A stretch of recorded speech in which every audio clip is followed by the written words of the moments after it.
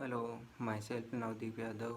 I am from group number 5 by 101 and the video's topic is about the auscultation of the lungs.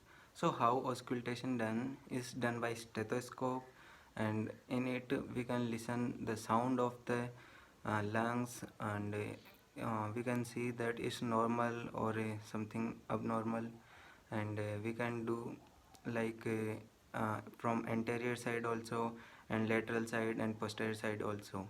Then we can listen sound from the stethoscope.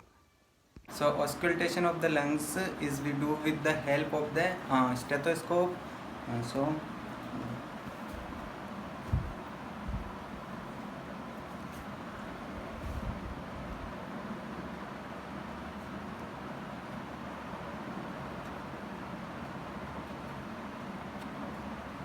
with the help of the stethoscope we can listen the sound or voice of the breathe, which is here is normal. It is examination from the anterior side, and we also do it from posterior side also. So let's continue.